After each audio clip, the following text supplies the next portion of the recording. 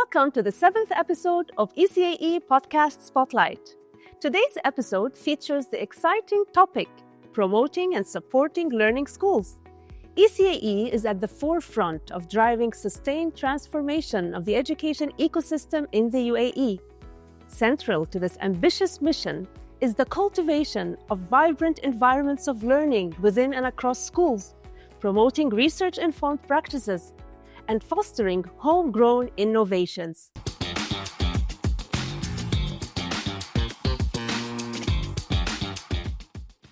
These efforts are enabled by a strategic partnership with the Ministry of Education, creating synergy with national priorities and long-term aspirations.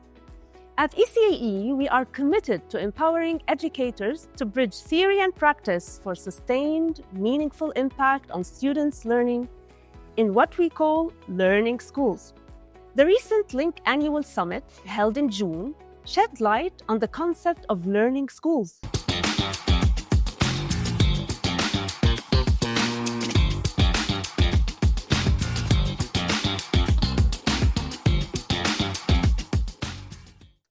As a defining feature of educational excellence. This idea resonated strongly in rich dialogues that emerged throughout the summit. Today's episode offers a great opportunity to explore what a learning school is, why this type of school is important for transforming the education ecosystem in the UAE, and how ECAE is working to promote and support these dynamic learning environments. Joining us today to discuss learning schools in more depth is a very special guest, Professor David Tedder. Welcome, Professor David. It's great to have you here with us today. And it's a pleasure to be here. Amazing. So our topic today is learning schools. So Professor David, what is a learning school and why do you consider it very important? So a learning school in an ideal way, if I can just talk about the principles of a learning school, we're talking about the kinds of students who are at the school. We're thinking about the kinds of teachers they have.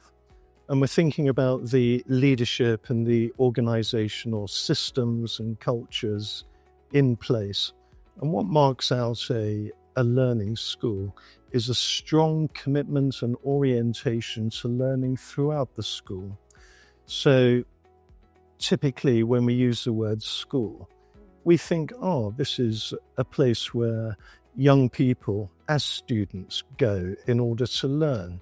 And everybody else who's involved in the school is somehow there to support the learning of the students. And all of that is true. And all of that, of course, is important. But to reserve the activities, practices, and processes of learning to the students is it's a reduced model and idea of the school. The learning school is distinctive because teachers go to school in order to teach and to learn. School leaders go to school in order to lead and to learn. And the school as an organizational system exists as an expansive, dynamic learning system. And I think in the podcast, we can go into what that might mean. Amazing. And when we say learning, what do we mean by learning, Professor David? So learning is any encounter that any human being has that leads to an expansion of what it means to live, what it means to know, what it means to value, and what it means to be in a community. Amazing. Yes, very, very, very insightful, Professor David. So speaking about ECAE, what do we do at the college to promote and support the development of learning schools? Do you mind, before going into how the college supports developing the learning school, may I go into each of these systems of the learning school and share how the learning school can be understood in terms of these different systems and subsystems and so on. So if I start with the student, how to characterize a student who is being educated at a learning school. And I think what marks out the students at a learning school is a student who has a keen sense of responsibility for his or her own learning, but not just a responsibility for his or her own learning, also a responsibility for the learning of others. So this sense that as a young person, I exist for myself, I exist for my growth. I also exist for the growth and development of my friends, my peers, who I'm at school with. So what are the kind of skills that might help a young person at a learning school be responsible for him or herself, be responsible for his or her own peers? And one facet would be students who are metacognitively aware. They have a knowledge of the learning process itself. They are consciously reflective of the learning processes in which they engage when they're learning across the curriculum. And they know how to draw from their toolkit of learning practices. They know how to draw from their toolkit of learning practices appropriately in any given curriculum learning context or any curriculum-related problem challenge. So they're metacognitively aware. And because they're metacognitively aware, they not only are able to regulate their own learning and regulate themselves in order to make them more disposed for learning, they can also lend their knowledge and awareness of learning as they help their peers. So that's one facet. Students. That's one facet of the students at a learning school. Other facets, briefly, include I'm able to engage in self-evaluation and peer evaluation. I, as a student, have a keen knowledge and understanding of a set of learning objectives, a set of criteria of quality, what counts as learning well in this subject. And because I'm aware of those aspects of learning, again, I can improve my own learning, I can reflect on my own learning processes, and I can share with my peers. In addition, I'm also somebody, as a learner, who can engage dialogically, not only with my peers, but with my teacher, in order to learn, develop, and test out new understandings in a given learning setting. And then just a final note, in addition to being a good problem-based learner, I'm also a learner who is not only happy, but highly motivated to share my ideas as a learner about good teaching and learning, again, with my peers, but also with my teacher, where I can give feedback to the teacher about the quality of learning experience that I'm having in classes and lessons that he or she, the teacher, opens up for me. So perhaps if I can engage you in this space. So you're an experienced researcher. You're also an experienced teacher educator. So you're in and out of schools all the time, working very closely with teachers in context of their classroom practice. Have you seen examples of any of these active, engaged, critical learning behaviors? From students or in general? From students. From students. Let's talk about students. I have, Hmm. but I also have to say that not every single school I've visited has the learning school characteristics or features. These learning schools are, I would say, rare, but they do exist. Some schools have some features or some characteristics of a learning school, but not quite, not completely. We cannot call it a learning school. But some of the learner behavior that I've observed in schools that show me this school is a school that cultivates these dynamic learning environments. I would give you an example where I've noticed students feel safe in the classroom to share their insights and their feedback about the learning and the teaching process. Yes. So this is something that I've observed. And I've also observed practices such as self-evaluation or self-assessment and peer assessment, as you mentioned. So these are usually very positive signs of learning that is happening in the classroom. Peer assessment, self-assessment, and metacognitive strategies. So I would describe a few incidences here where students seemed very comfortable to use different learning strategies, right? So I think we can put that under the umbrella of lifelong learning. These are soft skills, right? So their communication skills and their lifelong learning, they know which strategy to select for each learning incident in order to promote their own learning. So that falls under metacognition, I would say. So yeah, but are these observations very common?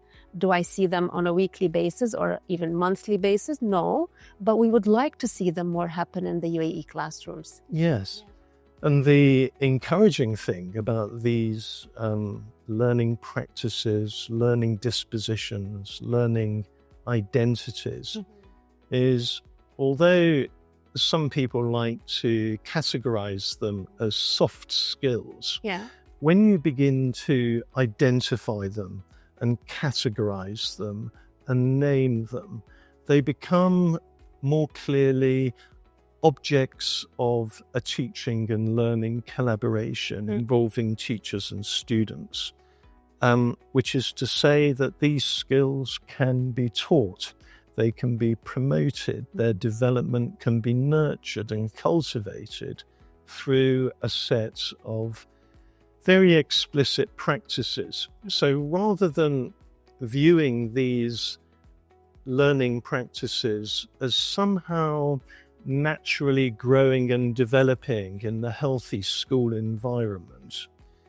they need very particular nurturing. There are very particular pedagogic contexts in which all of these skills and dispositions flourish. It needs to be intentional. So that it's intentional, pedagogically intentional. And that would bring us into the system, if you like, of the teacher and what the teacher does. So what are the characteristics of the teacher in a learning school? So in terms of a teacher's pedagogic practice, they are brilliant at explaining curriculum context. There is a very important role for the teacher in a school committed to learning to take responsibility for curriculum content. And part of that responsibility involves clarity, involves a teacher who has command and understanding of curriculum content and knows students well enough to develop ways of bringing the curriculum content into the learning lives and understanding of the students. And part of that is explaining curriculum context, exemplifying curriculum context, and then checking that students are beginning at least to understand those curriculum contexts. But if that was all the good teacher is and does, we'd be left with a very teacher-centered pedagogy. Sure. I just want to emphasize that those teacher-centered aspects of a teacher's practice are very, very important. If the goal is to cultivate understandings and knowledge among our students related to different curriculum contexts. But there are a number of other important pedagogic practices that need to be part of the teacher's repertoire. So they match the kinds of behaviors, skills, and dispositions that we're trying to cultivate among the students that I outlined earlier. So we need teachers who know how to promote and support metacognition, to support their students become metacognitively aware. We need to have teachers who are ready and skillful in the use of student consultation so that they, the teachers, can receive formative feedback on the helpfulness and quality of their teaching for the learning of the students that they teach.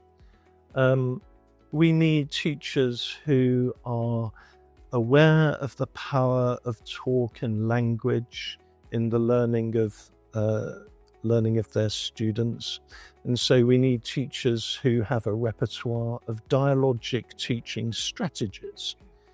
Teachers also who understand deeply the connection between assessment and learning. Yes. And so have a variety of assessment for learning strategies, know how to use those assessment for learning strategies in ways that help the students not only travel more deeply into their own learning lives, but support the learning of their peers. This is a work of significant importance for the teacher. The teacher needs to open up the conditions and the strategies for students to become powerful resources for their own learning and powerful resources for their peers' learning. Add to that the strategies for promoting problem-based learning, inquiry-based learning, and certainly among the early years, play-based learning, and arguably play-based learning applied at higher ends of the school system itself. So pedagogically, what can we say about teachers in a learning school is that they have a wide and flexible repertoire of pedagogic strategies that support their learners become powerful, learning-oriented citizens of the country, citizens of the school, members of the classroom. May I ask a question? Yes. Follow-up question. Yes. So you talked about the repertoire of pedagogies, and you did outline some signature pedagogies that we promote here at ECAE. But my question is, what if a teacher has these strategies or pedagogies in her or his repertoire, but they don't have the I don't want to say courage, but they don't have the enough risk-taking in order to try different pedagogies. So is it enough to have these pedagogies in our repertoire, or do we need to enact some sort of risk-taking and trying out in order to become learning teachers?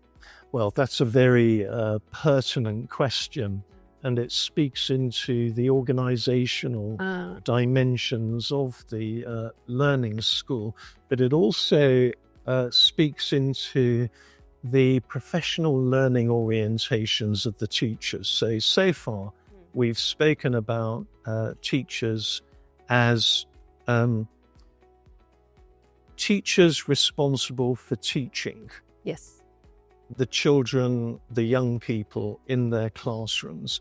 In order to teach well, in order to enact their pedagogic practices skillfully, appropriately, and in ways that genuinely reach the students in the class. Teachers themselves need to learn. Right. So this idea can't be stressed too much, which is teachers come to school very importantly to teach, very importantly to look after the children in their charge, but they also come to learn. So what are the hallmarks of the teacher as learner in the learning school? So let's think about the teacher learning in the context of the classroom itself. So the teacher as a reflective practitioner. So I'm a teacher, for example, I take teaching extremely seriously. The reason I take teaching seriously is because I value the young people I teach, and I want to do everything in my power and in the context of this school to make the children and support the children be the very best they can be as learners, as growing young people. So I need to learn, and I need to reflect on my practice. I need to reflect on the lessons that I participate in. So reflective practitioner, I develop my capacity not only to teach lessons well, but to reflect on the unfolding lesson as it's taking place, to alter, tailor, and refine my lesson plan according to unfolding events, but also after the lesson to reflect on the children. How are they learning? Are there things that I, as a teacher, need to change? Are there gaps in my knowledge that I need to fill? I'm reflecting all the time, and I'm reflecting before the lesson. Of course, I'm planning the lesson and anticipating what might work, what might not work so well, and balancing all the different aspects of my professional knowledge of these children, this curriculum, this school, into making that lesson the very best it can be. So my work as a teacher is suffused with a reflective discipline and orientation. And if that's all there was to it, that would leave the teacher in a position where they're not taking full value of the potential of professional learning, because professional learning is reflective practice, but it's more than that. It's more as well. So we can think of teachers as researchers. Yes. So I not only reflect on my practice, I identify problems in my practice. I identify problems in my practice and I consider how those problems can be resolved. And this involves me as a learner. It also involves me as a creative professional, and it involves me as a practitioner researcher or as a teacher researcher, where I not only reflect on my practice, perhaps I record field notes on those reflections to identify more closely what problems there might be in the lessons that I'm teaching. I'm also somebody, a teacher researcher, who has a skill set of research. I know how to observe lessons and draw lessons for my teaching practice from those lessons that I observe. I'm somebody who actively pursues opportunities to work collaboratively with my peers. So I might be planning lessons together. We might carry out some joint action research on a shared problem, where essentially we've identified a problem, we've jointly identified a possible solution, a possible strategy that might help resolve the problem, then we field test the teaching idea that's going to help us resolve the problem. And we collect data, perhaps through observing students as they learn in the lesson, or interviewing students, or carrying out discussions about the effectiveness of the new idea in the lesson with my peer. So that student consultation and lesson study also falls under that. Yes, so there are elements of lesson study, and then as we make sense of the data, we refine the teaching idea, modify the teaching idea, and then retest it. And what we're talking about here is practitioner research-informed innovation. It's a very powerful, very powerful form of learning. Also, as a teacher who learns in a learning school, I'm a member of a professional learning community established at the school, where we participate in collective learning enterprises, all related to improving different aspects of our classroom practice that we've identified as important or in need of attention. So the life of a teacher in a learning school is a teaching life, and it's a learning life. And because it's a learning life, it's the learning in the life of the teacher that lends dynamism to the teaching practice, the developing, expanding teaching practice of the teacher at the learning school. And a follow-up question here related to that would be, so what if a teacher at a school has all these characteristics or features or ambitions, but the school doesn't support that teacher in order to practice or to employ this, love for lifelong learning, collaborative reflection, testing out new innovations and collecting evidence to see whether this innovation is working or not, or improving student learning. So what happens if the school as an organization doesn't promote that, doesn't support that? Yes, so this is quite a common state of affairs, where you have extremely professional, extremely motivated professional teachers operating in a broader school environment that's not conducive to realizing the full fruits of the individual teacher's learning. And what we can say is likely to happen under those most unpromising scenarios is either the learning life of the teacher becomes dead.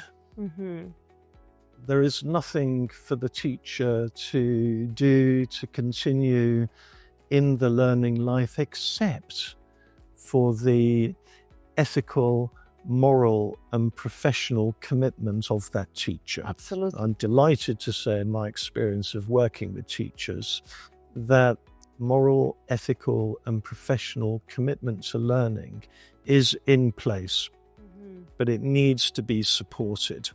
So just staying with your question, the unpromising school environment.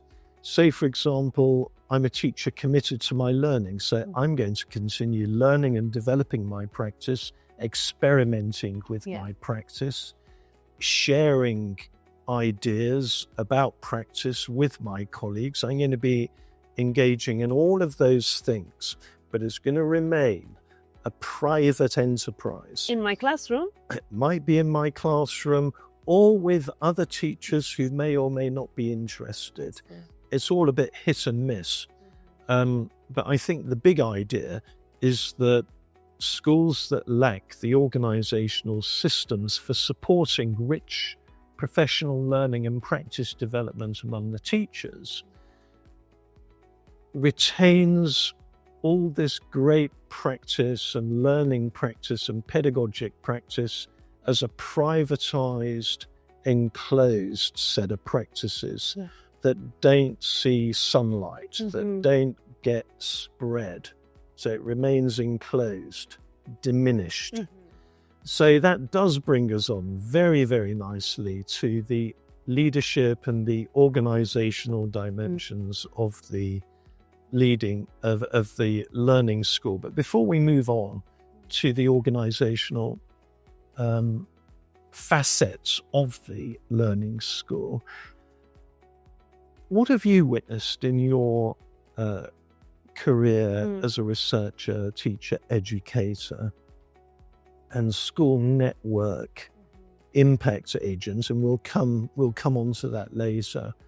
What have you witnessed in relation to this very important idea of the teacher as a learner, teacher as an individual learner, and teacher as a member of a collective learning body, such as a professional learning community? So I have seen, success stories, great examples of if you allow me to call them learning teachers. Yeah, we are saying learning school, and I've worked with learning teachers. So teachers who are continuously working on improving their own practices, and I've noticed that these kinds of teachers focus on student learning and collecting different kinds of evidence of student learning. So this is very important because, you have this one teacher who focuses on test results or, percent correct on quizzes at the end of the session. Yes. But then you have, one source of evidence they're collecting. Yes. But then you have other teachers who are continuously seeking different sources of evidence of student learning. Some of it is test-based or, the traditional assessment, and others are highly dialogic. Yes. So this is something that you mentioned earlier, dialogic teaching, and it's also an example of student consultation, right? So I've seen that these teachers, who I'm calling the learning teachers, are seeking different sources of knowledge.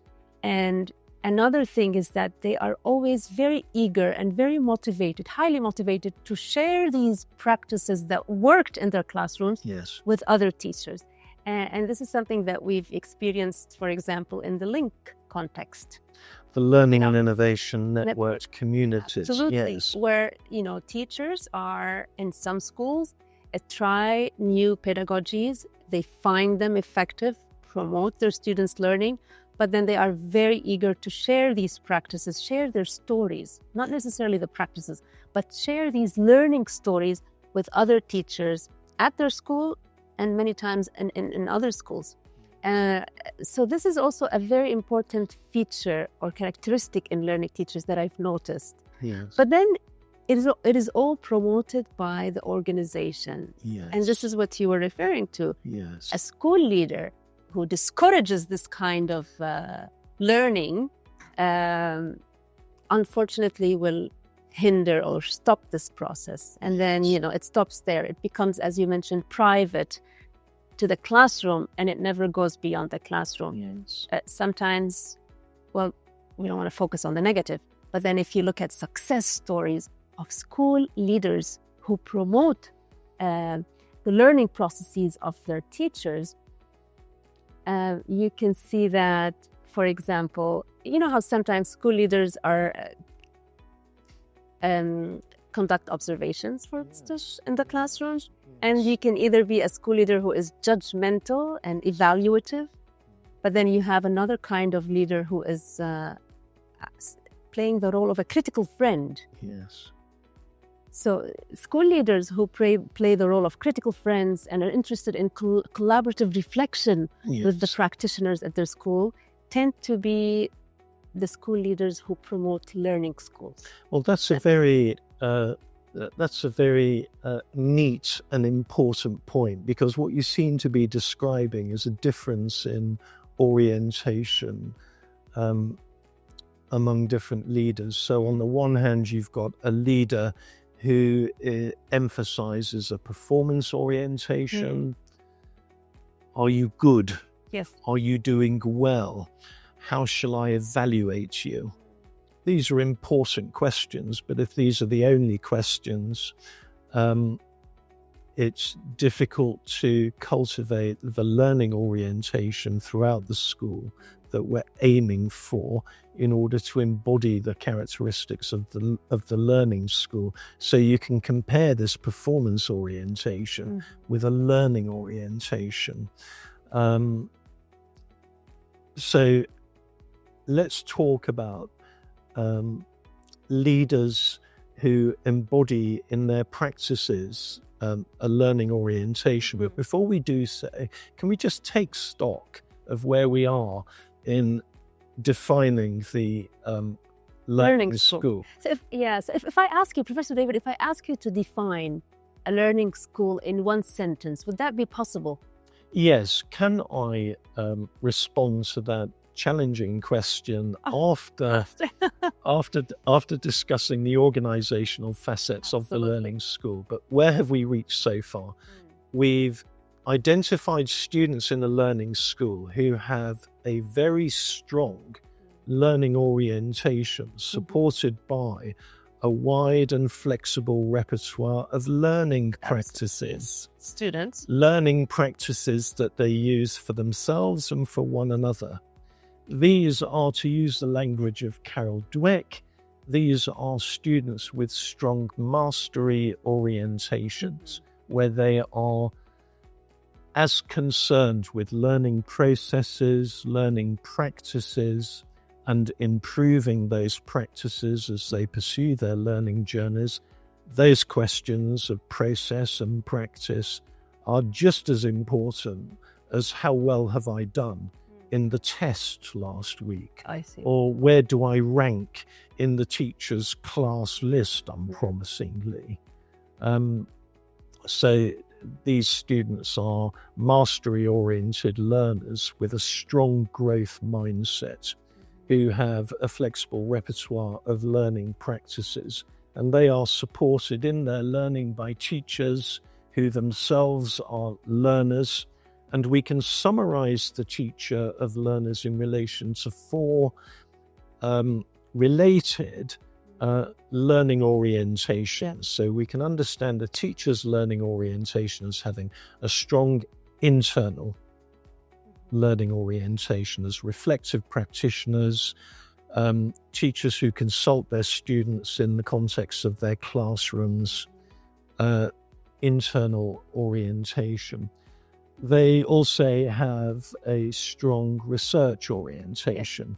They have a set of practitioner research skills and strategies that they intentionally bring to bear in developing and expanding and improving their practice in support of their students' learning. They are also learners, teachers are also learners through their collaborative orientation. They are willing, highly motivated and skillful participants in collaborative action research groups, school-based professional learning communities. They engage in joint planning, team teaching, peer observations, and they use all of these habits of practice as collective sources for professional learning. I like that you called it habits of practice. And yes. Because here I noted a reflective, research-oriented, and collaborative. So these are the three critical habits. I think they become habits of practice in the life of teachers who are well supported by a learning school. And then the final orientation, so we've got internal research, collaborative orientations, and we have external orientation. So what can I learn from teachers from other schools? What can I learn from the internet? How can I engage with AI to develop my understandings and knowledge of practice, of the curriculum, of my subjects, of how to go on learning? So all of these, if you like, are practices that can be understood as an external orientation. And by calling by understanding teachers' professional learning as a constellation, a configuration of internal, external, collaborative and research orientations, we can see very clearly how multi-layered the teacher as a professional learner is, and how challenging it is to bring all these orientations together into the professional life, not only of a teacher, but of a whole school of teachers. And so this brings us, doesn't it, to the organizational dimensions. Absolutely. Yeah. And the leadership. And so how can leaders establish their schools as learning schools, cultivating the strong, committed learning orientations, not only of the students at the school, but also the teachers? So there needs to be a strong sense of direction. Yes. A strong sense of direction for the school that has a clear focus on developing and establishing learning as an intentional activity across the entire school community. So not only students and teachers, but also leaders themselves, also parents who are involved, also class assistants, also social workers and counsellors, everybody who has a connection, who has a role at the school needs to be formed and inspired and infused by the prospects of learning. And yet that does not happen by itself. So having a school vision and having a school mission that in some way articulates the preeminence of learning as the core activity for everybody in the school environment is one facet of the learning school at the organizational level. A second feature of a learning school is inclusive decision making. So we've just recognized that school membership is diverse. It involves the membership of a wide variety of different members.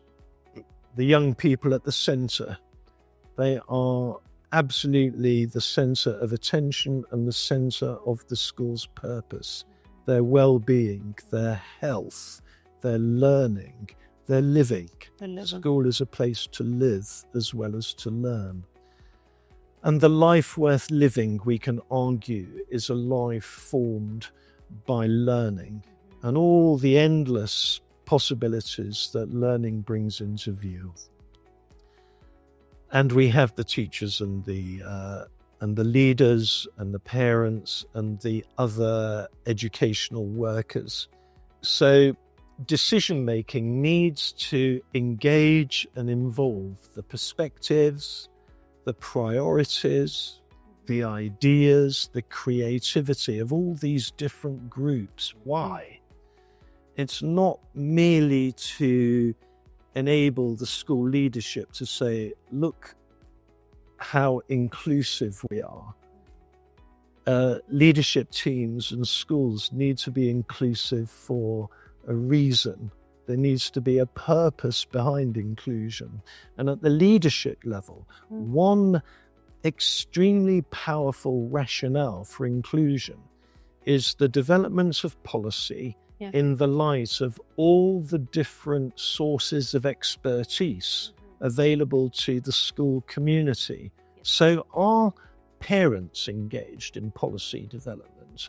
Are teachers engaged and involved in developing policy? Are students involved in the development of policy?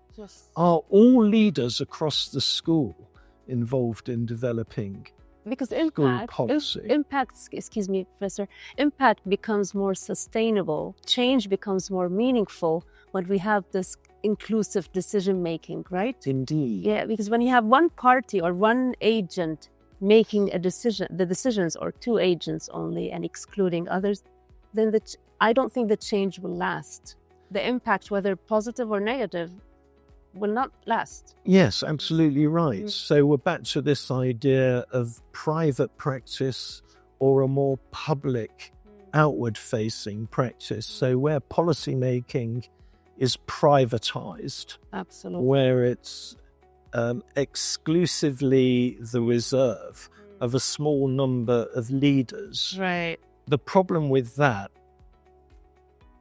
related to the identity of a school as a learning school, is that the private practices of the leaders are not informed by the wealth of intellectual and social capital available to them in the wider school community. So, strong sense of direction oriented to learning, inclusive modes of decision making. These are two hallmarks of a learning school. A third hallmark of a learning school is having intentional, effective, school-wide systems for promoting professional learning. So we mentioned earlier some of the practices of effective professional learning, and some of those practices are individual and private and internal to the teacher as reflective practice.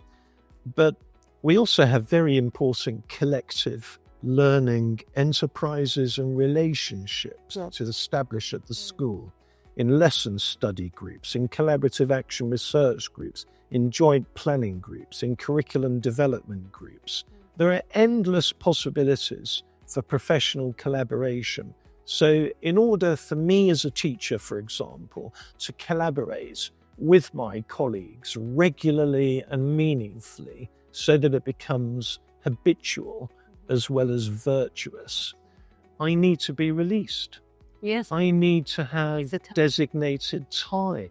Resources need to be invested to enable my release of time so that you can come into my classroom and observe me teach, and there needs then to be time after the lesson for us to discuss and so on.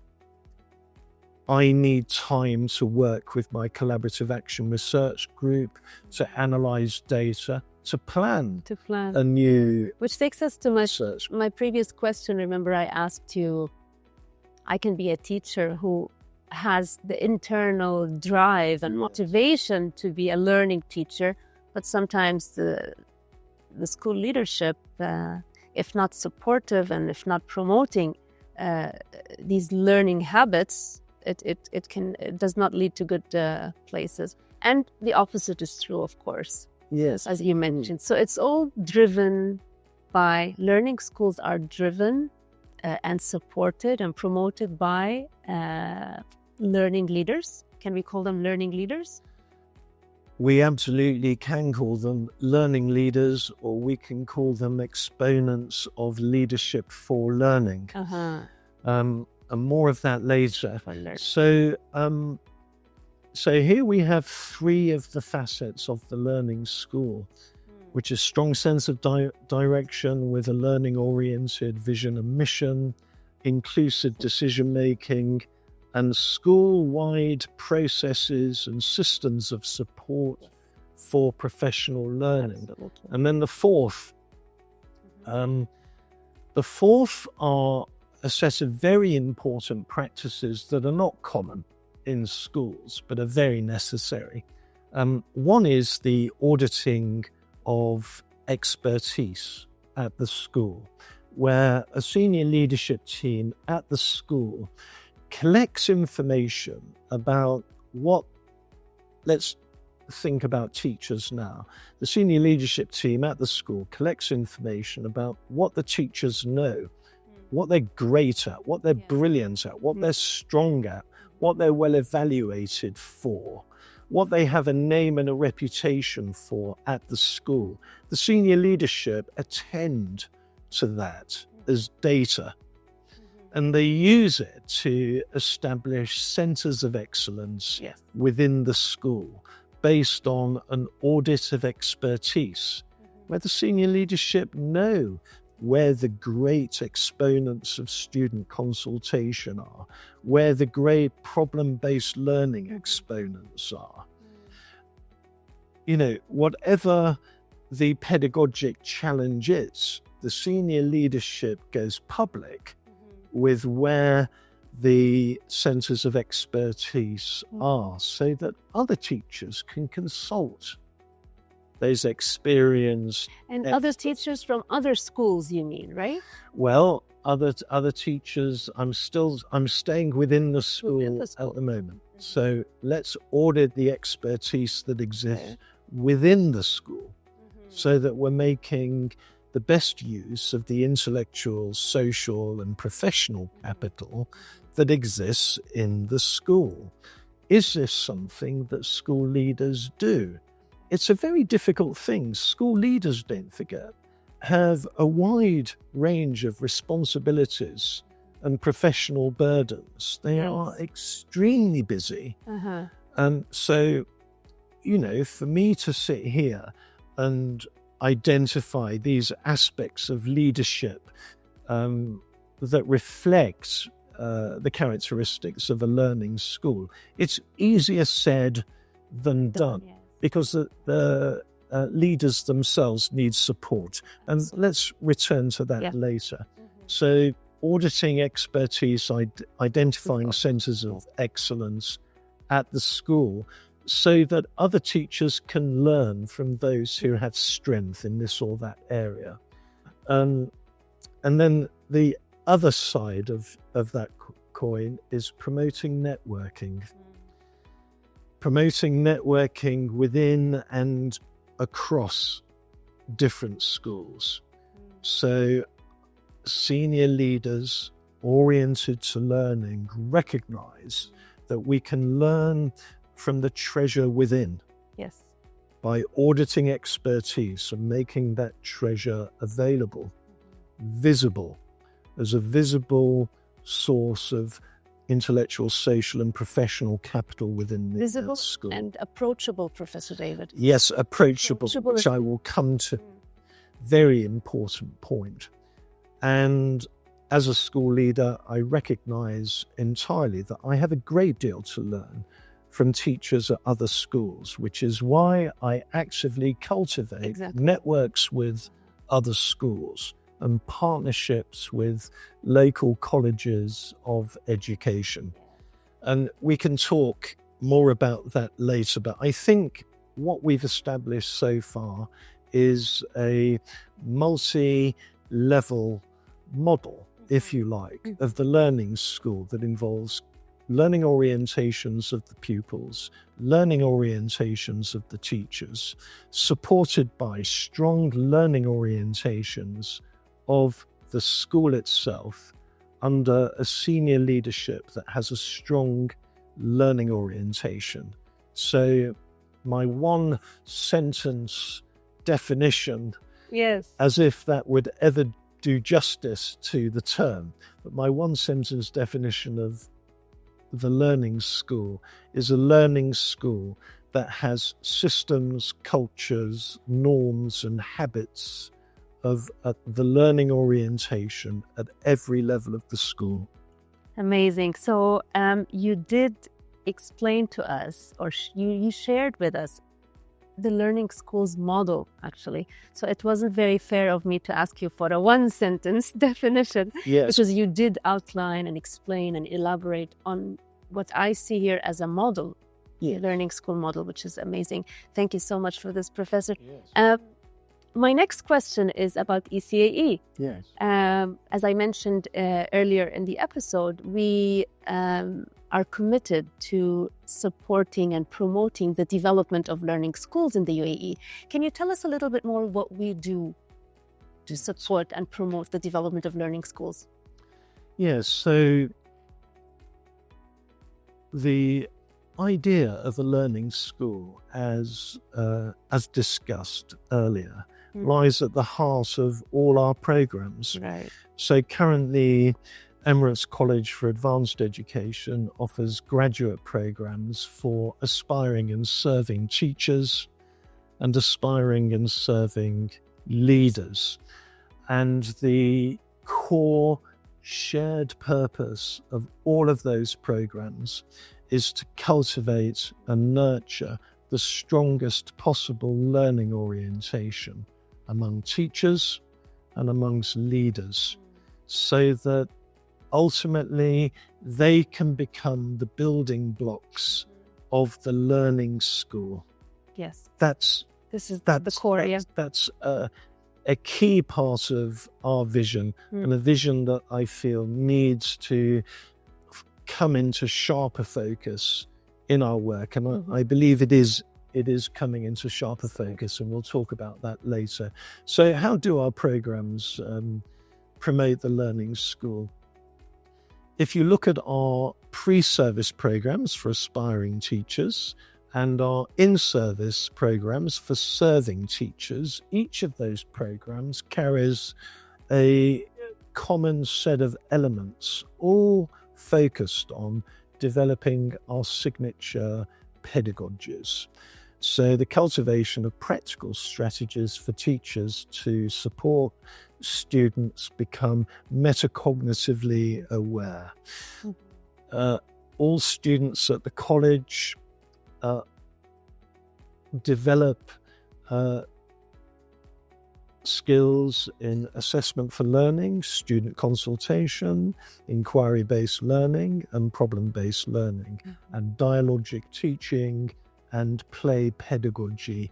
And the reason we give such attention to these different pedagogies is because each of these pedagogies do two related things in their different ways.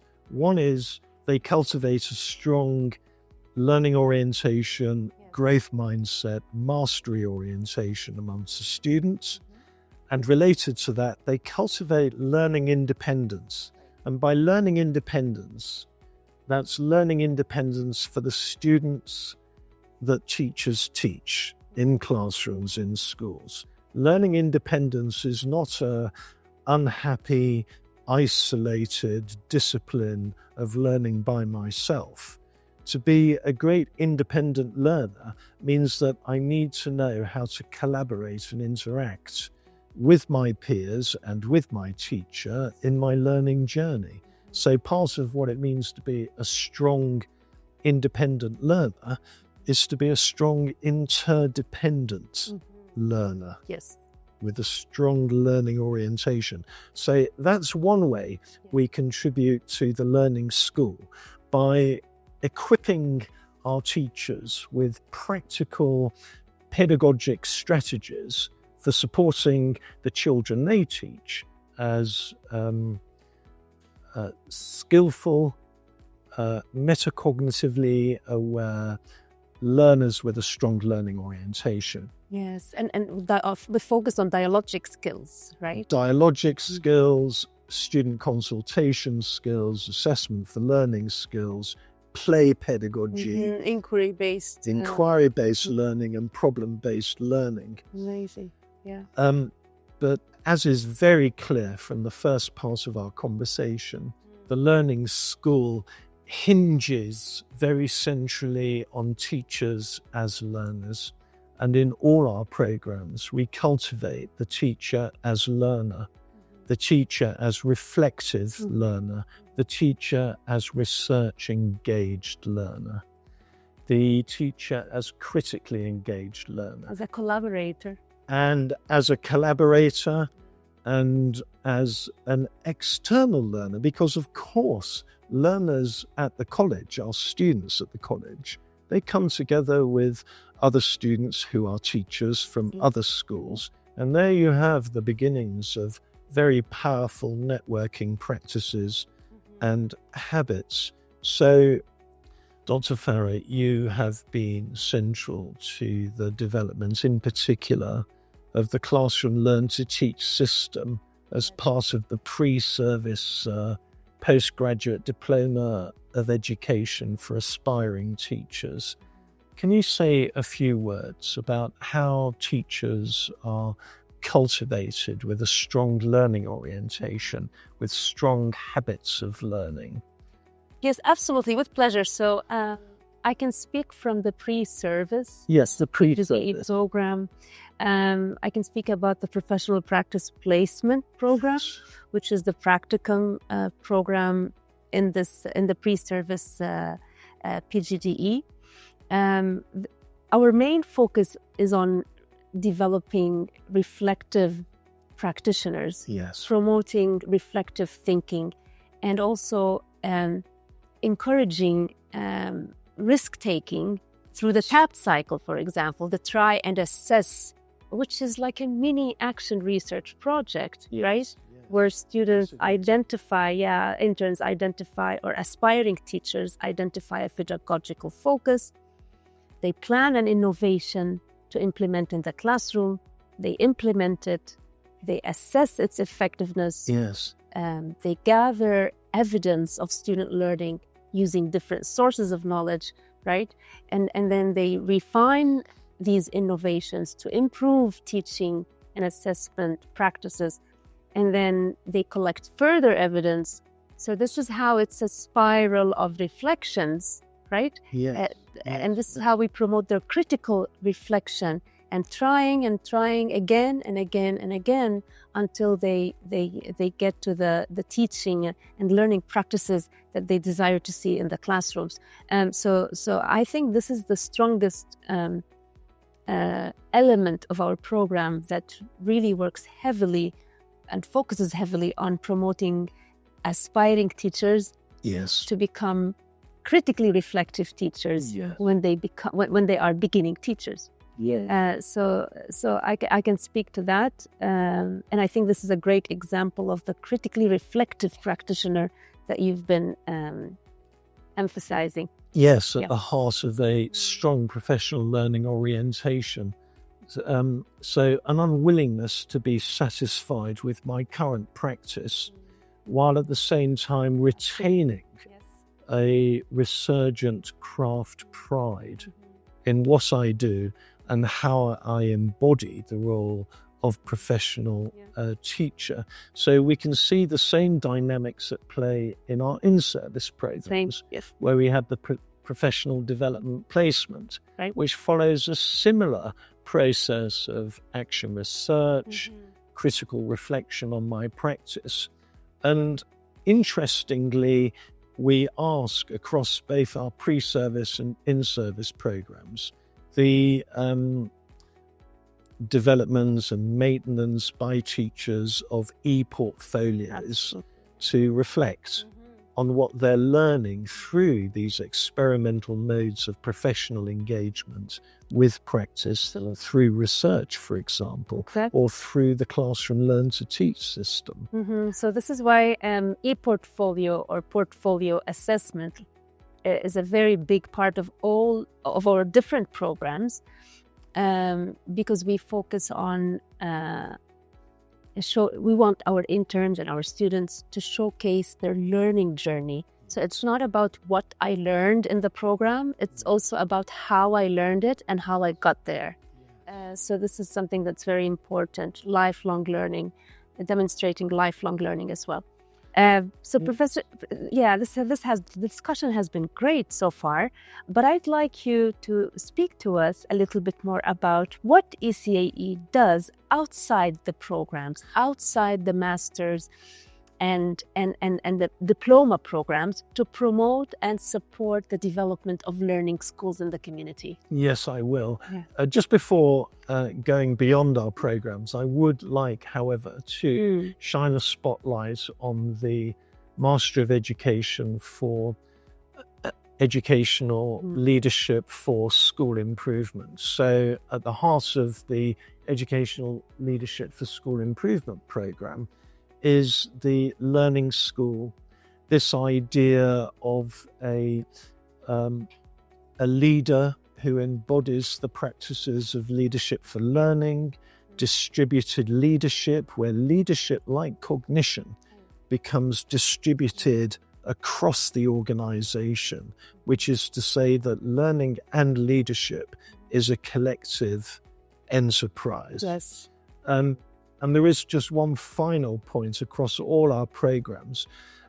So far, we've been talking about the learning school in fairly generic ways, talking about a learning orientation, a research orientation, the importance of strong learning-oriented leadership. But at ECAE, we take very seriously the need to contextualize the kind of cultivation and learning supports that we make available to all our students. So we place so much importance on the development of culturally responsive practice. So the cultivation of strong learning orientations in the classroom, in the school and beyond the school is at the center of our mission. But those learning orientations need to be imbued by Emirati character, culture, and values. And so across all our programs, there is a strong support for teachers and leaders to develop practices that are rooted in the local norms and cultures and values here in the United Arab Emirates. So it's rooted in Emirati character and culture, the kind of ideas that we engage with on our programs. We also have a strong cross-program commitment to inclusion.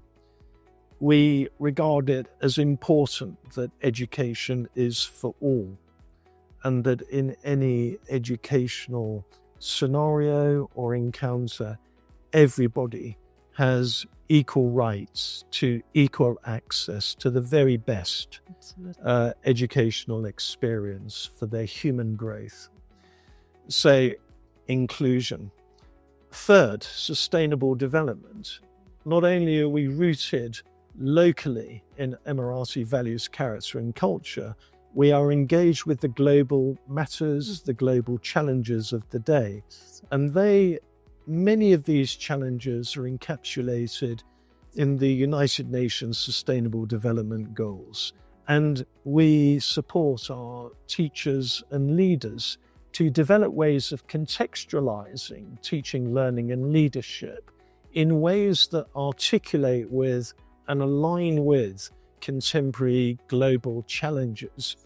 And just one more point related to this cultivation, not only of a learning school, but as a culturally responsive, forward-facing learning school, is that we're engaging very explicitly with the integration of emerging technologies, particularly AI, in education, so that teachers and leaders can equip generations of young people in the use of technology that defines our living and our learning in ways that don't escape the essential human essence of what it means to live, what it means to learn. So we take that whole agenda very seriously as part of our learning school enterprise. It's amazing. Professor David, so we talked about, you just emphasized UAE culture and heritage, inclusion or inclusive education, sustainable development, and the integration of AI in education. So that it's a great illustration of how ECAE is promoting and supporting learning schools and the transformation also in the education ecosystem in a way that promotes homegrown innovation. We focus so much on homegrown innovation. Amazing. Thank you so much, Professor David. So can we move now to the beyond our diploma and master programs? How do we, ECAE, promote and support the development of learning schools? Yes, so I know we do so much to do that. Let's focus then.